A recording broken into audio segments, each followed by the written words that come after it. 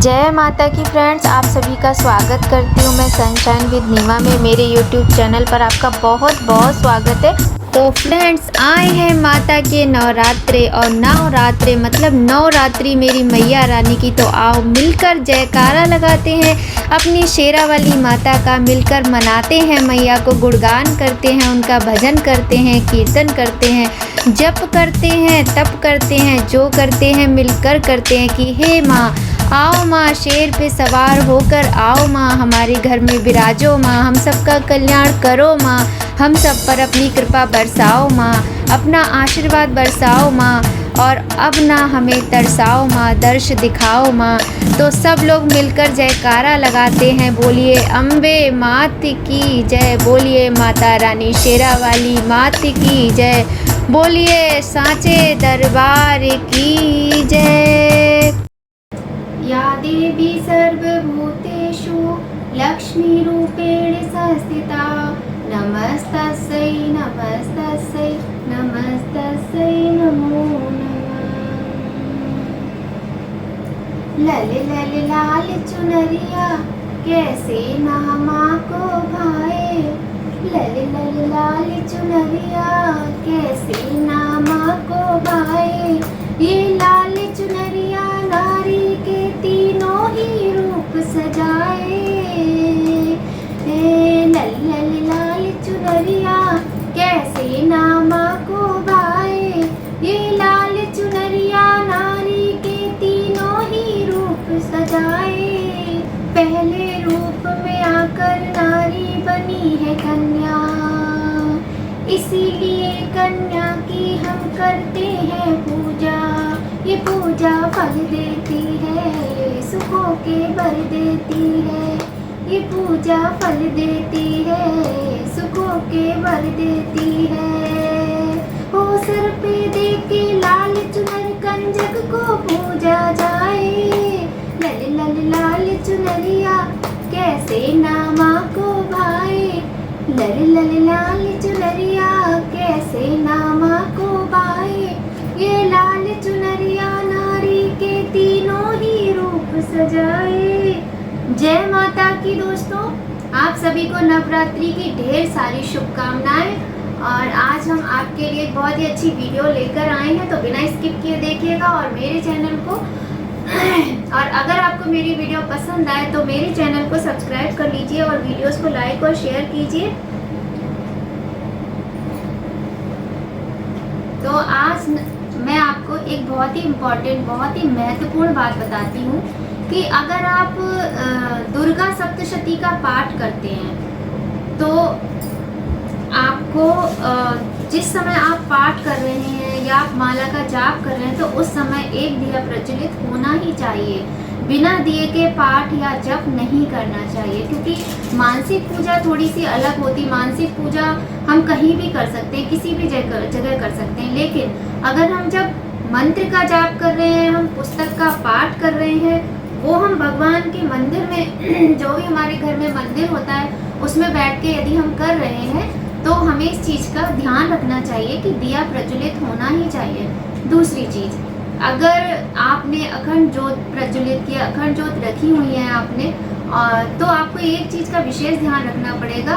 अगर आप लोग वर्किंग हैं, हस्बैंड वाइफ हैं या फिर गर्ल्स हैं या बॉयज़ हैं, जो भी हैं, मतलब अगर आप लोग वर्किंग है, जॉब करते हो, घर में कोई नहीं है, तो आपको अखंड ज्योत प्रज्वलित नहीं करना चाहिए। क्योंकि जब हम अखंड ज्योत जी को प्रज्वलित करते हैं तो हमें घर को अकेला नहीं छोड़ना चाहिए, हमें घर में ही रहना चाहिए।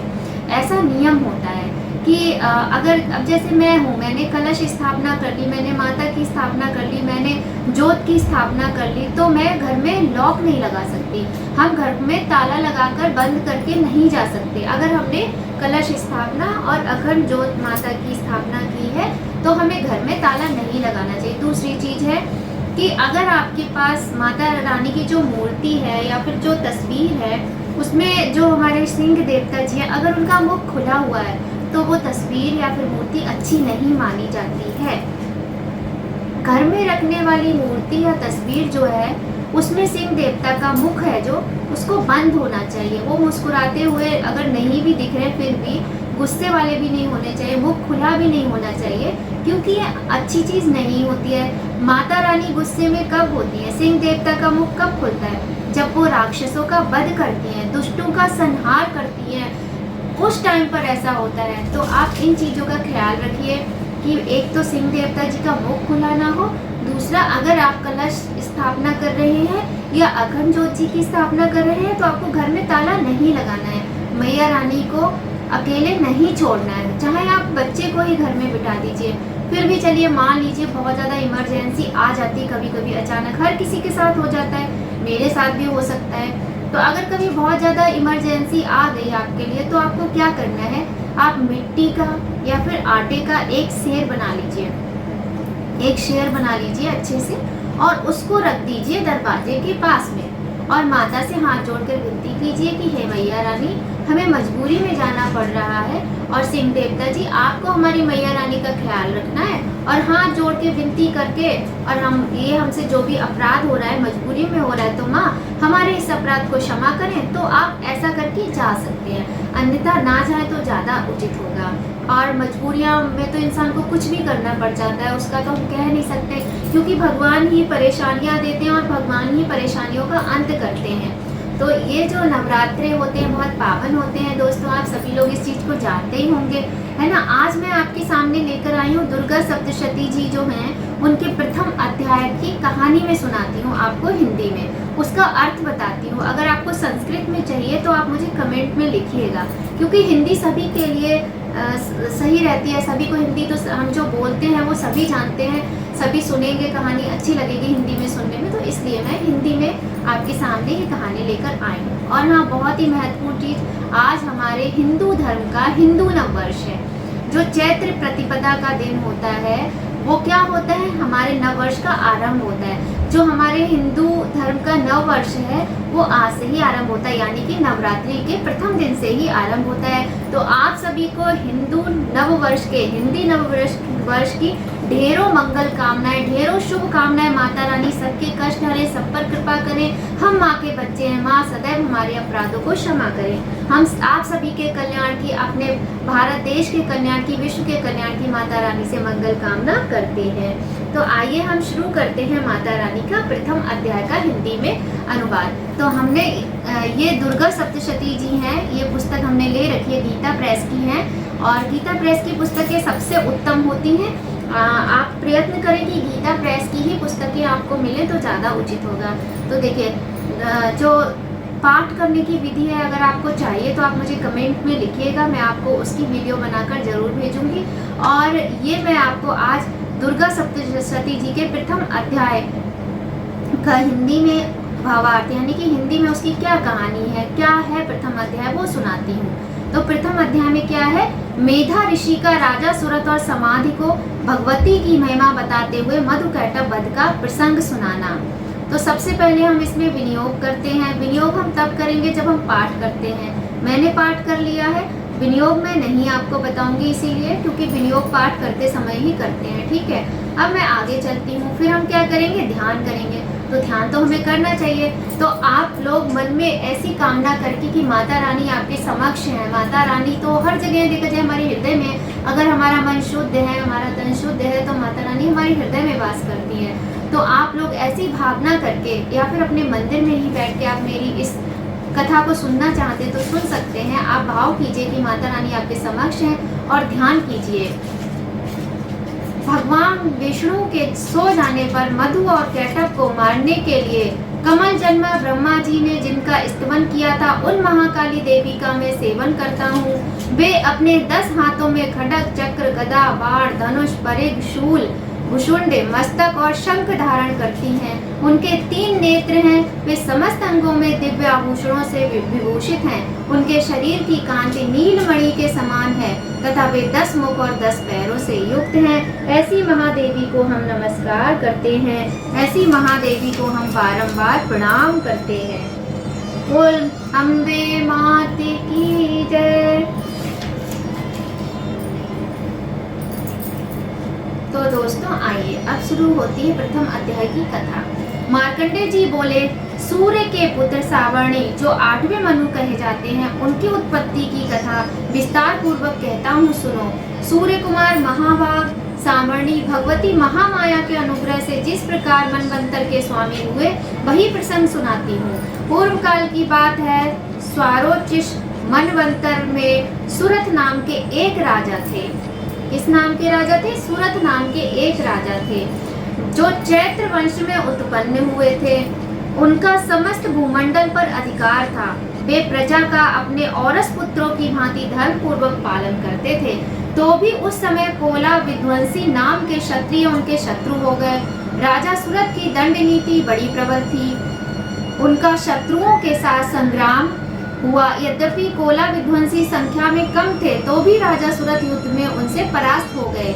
तब वे युद्ध भूमि से अपने नगर को लौट आए और केवल अपने देश के राजा होकर रहने लगे। मतलब समूची पृथ्वी से अब उनका अधिकार चला गया, कोई अधिकार नहीं रहा। जिस राज्य में वो रहते थे, सिर्फ उसी राज्य पर उनका अधिकार रह गया। किंतु वहां भी उन प्रबल शत्रुओं ने उस समय महाभाग राजा सुरथ पर आक्रमण कर दिया। राजा का बल क्षीण हो चला था, इसलिए उनके दुष्ट बलवान और दुरात्मा मंत्रियों ने वहां उनकी राजधानी में भी राजकीय सेना और खजाने को हथिया लिया। सुरथ का प्रभुत्व नष्ट हो चुका था, इसलिए वे शिकार खेलने के बहाने घोड़े पर सवार हो वहां से अकेले ही एक घने जंगल में चले गए। वहां उन्होंने विप्रवर मेधा मुनि का आश्रम देखा, जहां कितने ही हिंसक जीव अपनी स्वाभाविक हिंसा वृत्ति छोड़कर परम शांत भाव से रहते थे। मुनि के बहुत से शिष्य उस वन की शोभा बढ़ा रहे थे। वहां जाने पर मुनि ने उनका सत्कार किया और वे मुनि श्रेष्ठ के आश्रम पर इधर उधर विचरते हुए कुछ काल तक रहे। फिर ममता से आकृष्ट चित्त होकर वहां इस प्रकार चिंता करने लगे, पूर्व काल में मेरे पूर्वजों ने जिसका पालन किया था, वही नगर आज मुझसे रहित है। पता नहीं मेरे दुराचारी भृत्यगण उसकी धर्म पूर्वक रक्षा करते हैं या नहीं। जो सदा मद की वर्षा करने वाला और शूरवीर था, वह मेरा प्रधान हाथी अब शत्रुओं के अधीन होकर ना जाने किन भोगों को भोगता होगा। जो लोग मेरी कृपा धन और भोजन पाने से सदा मेरे पीछे पीछे चलते थे, वे निश्चय ही अब दूसरे राजाओं का अनुसरण करते होंगे। उन अपव्ययी लोगों के द्वारा सदा खर्च होते रहने के कारण अत्यंत कष्ट से जमा किया हुआ मेरा वह खजाना खाली हो जाएगा। ये तथा और भी कई बातें राजा सुरथ निरंतर सोचते रहते थे। एक दिन उन्होंने वहां विप्रवर मेधा के आश्रम के निकट एक वैश्य को देखा और उससे पूछा, भाई तुम कौन हो? यहाँ तुम्हारे आने का क्या कारण है? तुम क्यों शोकग्रस्त और अनमने से दिखाई देते हो? राजा सुरथ का ये प्रेम पूर्वक कहा हुआ वचन सुनकर वैश्य ने विनीत भाव से उन्हें प्रणाम करके कहा। वैश्य बोला, राजन, मैं धनियों के कुल में उत्पन्न एक वैश्य हूँ। मेरा नाम समाधि है। मेरे दुष्ट स्त्री पुत्रों ने धन के लोभ से मुझे घर से बाहर निकाल दिया है। मैं इस समय धन, स्त्री और पुत्रों से वंचित हूँ। मेरे विश्वसनीय बंधुओं ने मेरा ही धन लेकर मुझे दूर कर दिया है, इसलिए दुखी होकर मैं वन में चला आया हूँ। यहाँ रहकर मैं इस बात को नहीं जानता कि मेरे पुत्रों की, स्त्री की और स्वजनों की कुशल है या नहीं।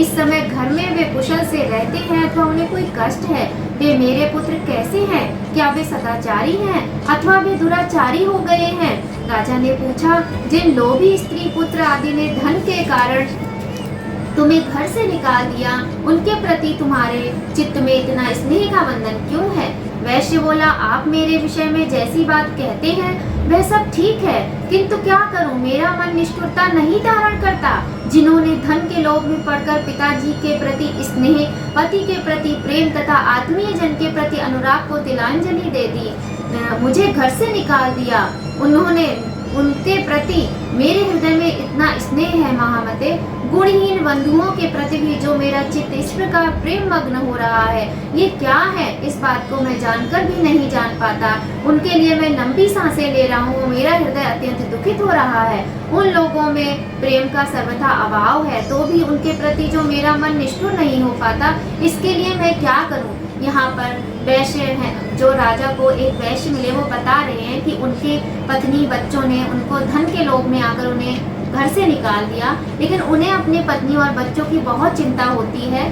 तो राजा उनसे पूछ रहे हैं कि जब उन्होंने आपको घर से निकाल दिया तो आपको उनकी चिंता क्यों हो रही है? पर राजा कहते हैं क्षमा करना, वैश्य कहते हैं कि मुझे नहीं पता, मेरा मन ऐसा क्यों है, मेरा चित्त, मेरा हृदय ऐसा क्यों है कि मुझे उनसे इतना स्नेह आज भी क्यों है कि उन्होंने मुझे घर से निकाला है, फिर भी मुझे उनकी चिंता है कि वो प्रसन्न है, नहीं है, कष्ट में है, सुख में है, कैसे है वो, मुझे नहीं पता। वैश्य ऐसा बताते हैं। फिर मार्कंडेय जी कहते हैं, ब्राह्मण तदनंतर राजाओं में श्रेष्ठ सुरत और वह समाधि नामक वैश्य दोनों साथ साथ मेधा मुनि की सेवा में उपस्थित हुए और उनके साथ यथा योग न्यायपूर्ण विनयपूर्ण बर्ताव करके बैठे। तत्पश्चात वैश्य और राजा ने कुछ वार्तालाप आरंभ किया।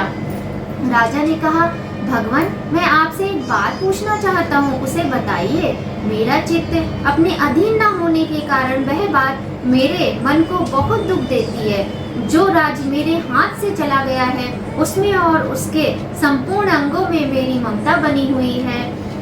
मुनिश्रेष्ठ, ये जानते हुए भी कि अब वह मेरा नहीं है, अज्ञानी की भांति मुझे उसके लिए दुख होता है, ये क्या है? इधर ये वैश्य भी घर से अपमानित होकर आया है, इसके पुत्र, स्त्री और भृत्यों ने इसे छोड़ दिया है, स्वजनों ने भी इसका परित्याग कर दिया है, तो भी यह उनके प्रति अत्यंत हार्दिक स्नेह रखता है। इस प्रकार ये तथा मैं दोनों ही बहुत दुखी हैं। जिसमें प्रत्यक्ष दोष देखा गया है उस विषय के लिए भी हमारे मन में ममता जनित आकर्षण पैदा हो रहा है। महाभाग, हम दोनों समझदार हैं, हाँ, तो भी हम में जो मोह पैदा हुआ है ये क्या है?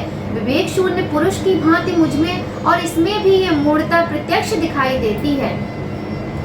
राजा और वैश्य मेधा ऋषि से जब वो मिलते हैं तो ऋषिवर को वो यही बताते हैं, ऋषि उनसे सारी बातें करते हैं। तो फिर जो वैश्य हैं और राजा सुरत हैं वो दोनों लोग अपनी एक ही तरह की बात बताते हैं। दोनों का एक ही तरह का कष्ट है कि जिस राज्य से, जिस घर से उन्हें निकाल दिया गया है, उन्हें फिर भी उस प्रजा के प्रति, उस पत्नी और बच्चों के प्रति इतनी ममता है, उनके हृदय में इतना ममतामय हृदय कि उन्हें परस्पर चिंता ही लगी रहती है। तो वो मुनिश्रेष्ठ से पूछते हैं कि ऐसा क्या है कि जो उन्होंने हमारे साथ ऐसा किया, फिर भी हमारा उनके प्रति इतना स्नेह क्यों है, इतना प्रेम क्यों है, हमें उनकी इतनी चिंता क्यों रहती है? ऋषि बोले, महाभाग, विषय मार्ग का ज्ञान इन सब जीवों को है, इसी प्रकार विषय भी सबके लिए अलग अलग हैं। कुछ प्राणी दिन में नहीं देखते और दूसरे रात में ही नहीं देखते, तथा कुछ जीव ऐसे हैं जो दिन और रात्रि में भी बराबर ही देखते हैं। ये ठीक है कि मनुष्य समझदार होते हैं, किंतु केवल वे ही ऐसे नहीं होते। पशु, पक्षी और मृग आदि सभी प्राणी समझदार होते हैं। मनुष्यों की समझ भी वैसी ही होती है जैसी उन मृग और पक्षियों की होती है, तथा जैसी मनुष्यों की होती है वैसी ही उन मृग, पक्षी आदि की होती है। ये तथा अन्य बातें भी प्रायः दोनों में समान ही हैं। समझ होने पर भी इन पक्षियों को तो देखो, ये स्वयं भूख से पीड़ित होते हुए भी मोहवश बच्चों की चोंच में कितने चाव से अन्न के दाने डाल रहे हैं। नरश्रेष्ठ, क्या तुम नहीं देखते कि ये मनुष्य समझदार होते हुए भी लोभवश अपने किए हुए उपकार का बदला पाने के लिए पुत्रों की अभिलाषा करते हैं? यद्यपि उन सब में समझ की कमी है, तथापि वे संसार की स्थिति, जन्म मरण की परंपरा बनाए रखने वाले भगवती महामाया के प्रभाव द्वारा ममता में भंवर से युक्त मोह के गहरे गर्त में गिराए गए हैं। योग निद्रा रूपा जो भगवती महामाया है, जगदीश्वर भगवान विष्णु की, उन्हीं से ये जगत मोहित हो रहा है। इसलिए इसमें आश्चर्य नहीं करना चाहिए। वे भगवती महामाया देवी ज्ञानियों के भी चित्त को बलपूर्वक खींचकर मोह में डाल देती हैं। वे ही इस संपूर्ण चराचर जगत की सृष्टि करती हैं तथा वे ही प्रसन्न होने पर मनुष्यों को मुक्ति के लिए वरदान देती हैं। वे ही पराविद्या, संसार बंधन और मोक्ष की हेतुभूता सनातनी देवी तथा संपूर्ण ईश्वरों की भी अधीश्वरी हैं। बोलिए अम्बे माते की जय। राजा ने पूछा, भगवान, जिन्हें आप महामाया कहते हैं वे देवी कौन है? ब्राह्मण, उनका आविर्भाव कैसे हुआ तथा उनके चरित्र कौन कौन है? ब्रह्मवेत्ताओं में श्रेष्ठ महर्षि उन देवी का जैसा प्रभाव हो, जैसा स्वरूप हो और जिस प्रकार प्रादुर्भाव हुआ हो, वह सब मैं आपके मुख से सुनना चाहता हूँ। ऋषि बोले, राजन, वास्तव में वे तो देवी नित्य स्वरूपा ही है। संपूर्ण जगत उन्हीं का रूप है तथा उन्होंने समस्त विश्व को व्याप्त कर रखा है। तथापि उनका प्राकट्य अनेक प्रकार से होता है, वह मुझसे सुनो। यद्यपि वे नित्य और अजन्मा है, तथापि जब देवताओं का कार्य सिद्ध करने के लिए प्रकट होती हैं, उस समय लोक में उत्पन्न हुई कहलाती हैं। कल्प के अंत में जब संपूर्ण जगत एकारण में निमग्न हो रहा था और सबके प्रभु भगवान विष्णु शेषनाग की शैया बिछाकर योग निद्रा का आश्रय ले सो रहे थे, उस समय उनके कानों के मैल से दो भयंकर असुर उत्पन्न हुए।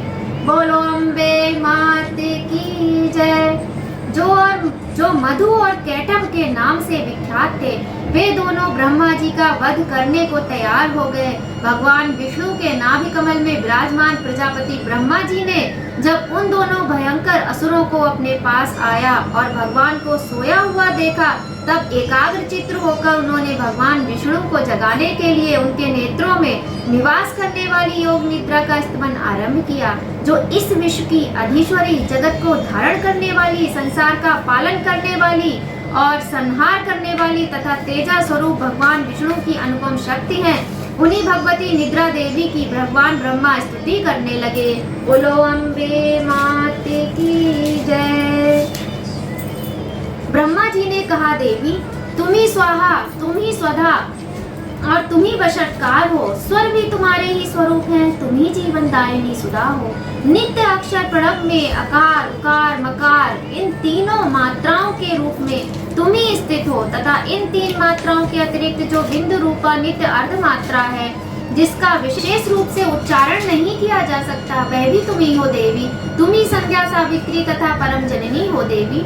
तुम ही इस विश्व ब्रह्मांड को धारण करती हो, तुमसे ही इस जगत की सृष्टि होती है, तुम ही से इसका पालन होता है और सदा तुम ही कल्प के अंत में सबको अपना ग्रास बना लेती हो। जगन्मयी देवी, इस जगत की उत्पत्ति के समय तुम सृष्टि रूपा हो, पालन काल में स्थिति रूपा हो तथा कल्पांत के समय संहार रूप धारण करने वाली हो। तुम ही महाविद्या, महामाया, महामेधा, महास्मृति, महामोह रूपा, महादेवी और महासुरी हो। तुम ही तीनों गुणों को उत्पन्न करने वाली सबकी प्रकृति हो। भयंकर काल रात्रि, महारात्रि और मोहरात्रि भी तुम ही हो। तुम ही श्रीम, तुम ही ईश्वरी, तुम ही ह्रीम और तुम ही बोध स्वरूपा बुद्धि हो। लज्जा, पुष्टि, तुष्टि, शांति और क्षमा भी तुम ही हो। तुम खड्ग धारणी, शूल धारणी, घोर रूपा तथा गदा, चक्र, शंख और धनुष धारण करने वाली हो। बाण, भुषुंड और परिघ ये भी तुम्हारे अस्त्र हैं। तुम सौम्य और सौम्यतर हो। इतना ही नहीं, जितने भी सौम्य एवं सुंदर पदार्थ हैं, उन सब की अपेक्षा तुम अत्यधिक सुंदरी हो। पर और अपर, सबसे परे रहने वाली परमेश्वरी तुम ही हो। सर्व स्वरूपे देवी, कहीं भी सत असत रूप जो कुछ वस्तुएं हैं और उन सब की जो शक्ति है, वह तुम ही हो। ऐसी अवस्था में तुम्हारी स्तुति क्या हो सकती है? जो इस जगत की सृष्टि, पालन और संहार करते हैं, उन भगवान को भी जब तुमने निद्रा के अधीन कर दिया है, तब तुम्हारी स्तुति करने में यहाँ कौन समर्थ हो सकता है? मुझको, भगवान शंकर को तथा भगवान विष्णु को भी तुमने ही शरीर धारण कराया है, अतः तुम्हारी स्तुति करने की शक्ति किसमें है देवी? तुम तो अपने इन उदार प्रभावों से ही प्रशंसित हो। ये जो दोनों दुर्धर्ष असुर मधु और कैटभ हैं, इनको मुंह में डाल दो और जगदीश्वर भगवान विष्णु को शीघ्र ही जगा दो। साथ ही इनके भीतर इन दोनों महान असुरों को मार डालने की बुद्धि उत्पन्न कर दो। बोलो अम्बे माते की जय। ऋषि कहते हैं, राजन, जब ब्रह्मा जी ने वहाँ मधु और कैटभ को मारने के उद्देश्य से भगवान विष्णु को जगाने के लिए तमोगुण की अधिष्ठात्री देवी योग निद्रा की इस प्रकार स्तुति की, तब वे भगवान के नेत्र, मुख, नासिका, बाहु, हृदय और वक्ष स्थल से निकलकर अव्यक्त जन्मा ब्रह्मा जी की दृष्टि के समक्ष खड़ी हो गई। बोलो अम्बे माते की जय। योग निद्रा से मुक्त होने पर जगत के स्वामी भगवान जनार्दन उस एकाणव के जल में शेषनाग की शैया से जाग उठे। फिर उन्होंने उन दोनों असुरों को देखा। वे दुरात्मा मधु और कैटभ अत्यंत बलवान तथा पराक्रमी थे और क्रोध से लाल आंखें किए हुए ब्रह्मा जी को खा जाने के लिए उद्योग कर रहे थे।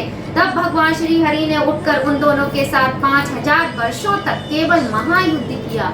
5000 वर्षों तक महायुद्ध किया। वे दोनों भी अत्यंत बल के कारण उन्मत्त हो रहे थे। इधर महामाया ने भी उन्हें मोह में डाल रखा था, इसलिए वे भगवान विष्णु से कहने लगे, हम तुम्हारी वीरता से संतुष्ट हैं, तुम हम लोगों से कोई वर मांगो। श्री भगवान बोले, यदि तुम दोनों मुझ पर प्रसन्न हो तो अब मेरे हाथ से मारे जाओ। बस इतना सा ही मैंने वर मांगा, यहाँ दूसरे किसी वर से क्या लेना है। श्रीमन नारायण नारायण नारायण, लक्ष्मी नारायण नारायण नारायण, बोलो अम्बे माते की जय। ऋषि कहते हैं, इस प्रकार धोखे में आ जाने पर जब उन्होंने संपूर्ण जगत में जल ही जल देखा, तब कमल नयन भगवान से कहा, जहाँ पृथ्वी जल में डूबी ना हो, वहाँ सूखा स्थान हो, वहीं हमारा वध होगा और वहीं हमारा वध करो। ऋषि कहते हैं, तब तथास्तु कहकर शंख चक्र और गदा धारण करने वाले भगवान ने उन दोनों के मस्तक अपनी जांघ पर रखकर चक्र से काट डाले। इस प्रकार ये देवी महामाया ब्रह्मा जी की स्तुति करने पर स्वयं प्रकट हुई थी। अब पुनः तुमसे उनके प्रादुर्भाव का वर्णन करता हूँ, सुनो। इस प्रकार श्री मार्कंडेय पुराण में सावर्णिक मनवंतर की कथा के अंतर्गत देवी महात्म्य में मधु कैटभ नामक पहला अध्याय पूरा हुआ। बोलो अम्बे माते की जय, बोल माता शेरा वाली की जय, बोल माता जगत जननी महामाया माँ दुर्गे की जय, बोल प्रथम देवी माँ शैलपुत्री की जय।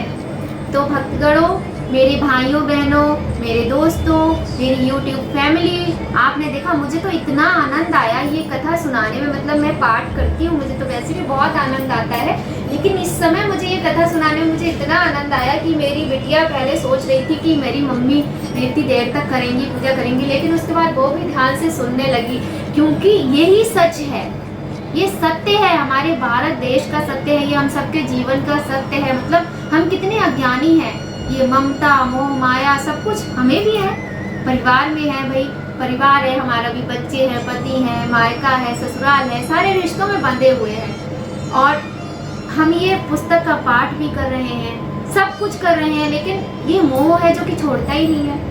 इस मोह से कौन हमें छुड़ाएगा। हमारे साथ अच्छा होता है, बुरा होता है, जो भी होता है सब माता रानी ही तो करेंगी। हमने भी चौकी सजाई अपनी माँ की, हमने भी जो कोई है, हम आपको तब दिखाएंगे जब आप हमारे कमेंट बॉक्स में लिखेंगे, तब हम आपको अपनी पूजा दिखाएंगे। हमारी मैया रानी बहुत सुंदर लग रही है। मैया रानी तो सभी की सुंदर है, मैया रानी तो सबकी है, खाली हमारी नहीं है। हमारी का मतलब तभी तो हमारी है, मेरी नहीं कहा मैंने।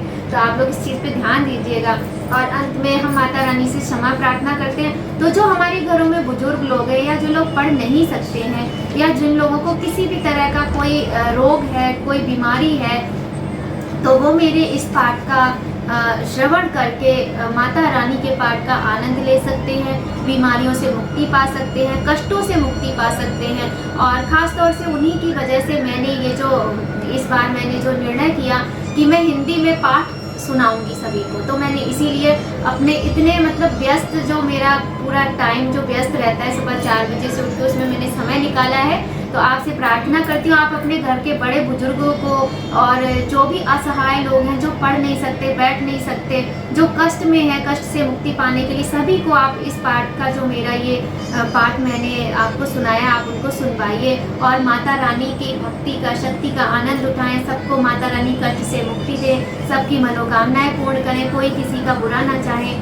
जब कोई किसी का बुरा चाहेगा वो माता कभी नहीं सुनेगी। हम अपना भी भला करें, हम दूसरों का भी भला करें, माता रानी हमारा भी भला करे, सबका भला करे, सबका कल्याण करे, यही प्रार्थना करते हैं। और वीडियो ना बहुत ज़्यादा बड़ी हो रही है, मेरा तो बहुत कुछ आपको बताने का मन कर रहा है, लेकिन क्या करो, मजबूर है।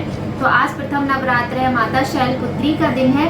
माता रानी का भोग क्या होता है, वस्त्र क्या होता है, मैं आपको ये सब अभी नहीं बता रही हूँ, क्योंकि हर कोई इतना ज़्यादा नहीं कर पाता है। मैं अपना ही बताती हूँ कि मैं तो माता रानी को पान, फूल, फल और जो मेवे, सूखे मेवे होते हैं, मिश्री है, बताशा है, इन्हीं का भोग लगाती हूँ। मैं रोज़ रोज़ नई नई चीज़ें मतलब अलग अलग टाइप की चीज़ें नहीं कर पाती हूँ, क्योंकि जो है बस अब मैं तो माता से कहती, माँ हम तो आपके बच्चे हैं, हम जैसा जो कुछ कर पा रहे हैं आप स्वीकार करें। तो जो भी आपके पास सामग्री उपलब्ध है उसी से माता का पूजन करें, अर्चन करें, माता रानी का स्तवन करें, माता रानी का ध्यान धरें, माता रानी की भक्ति करें। माता रानी फिर आपको शक्ति देंगी, है ना। मन में वहम ना पालें कि हमारे पास ये नहीं है तो हम कैसे करें, वो नहीं तो ऐसा कुछ भी नहीं है। आपके पास जो है, जितना है, आप भाव से आप वो प्यार से भाव से माता को अर्पित कीजिए, माता स्वीकार करेंगी। माँ बड़ी दयालु है, माँ बड़ी कृपालु है, मेरी मैया बहुत अच्छी है।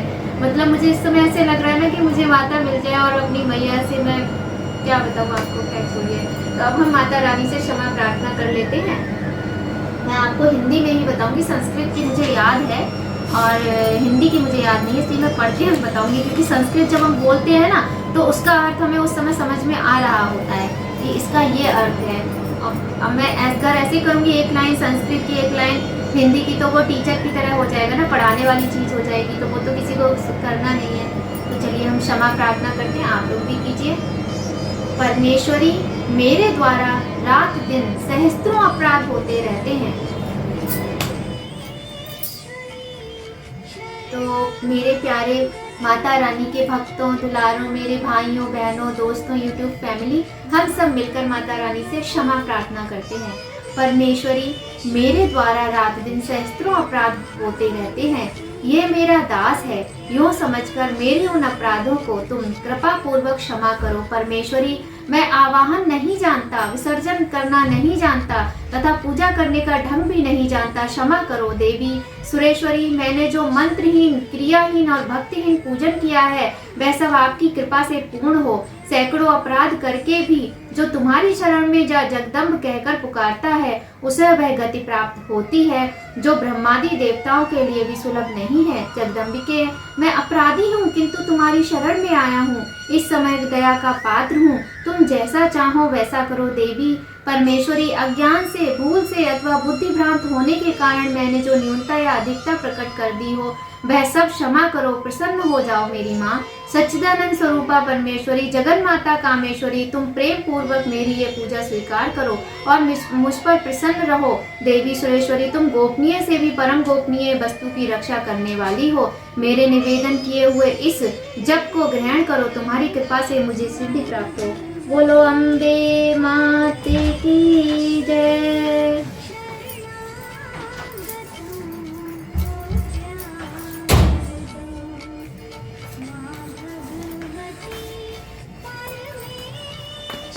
तो दोस्तों, कल हम फिर से आपके लिए द्वितीय अध्याय और तृतीय अध्याय की कहानी आपको सुनाएंगे। आप बने रहिए सनशाइन विद नीमा के साथ। अगर आपने हमारे चैनल को सब्सक्राइब नहीं किया है तो जल्दी से जल्दी, शीघ्र अतिशीघ्र हमारे चैनल को सब्सक्राइब कीजिए और माता की भक्ति का लाभ उठाइए, माता रानी के भक्त बन जाइए और इस भक्ति में खो जाइए। चलिए हम सब मिलकर जयकारा लगाते हैं अपनी माता रानी का और मिलेंगे आपसे नेक्स्ट वीडियो में। तो कल हमारी वीडियो को देखना ना भूलें। जोर से बोलो जय माता दी।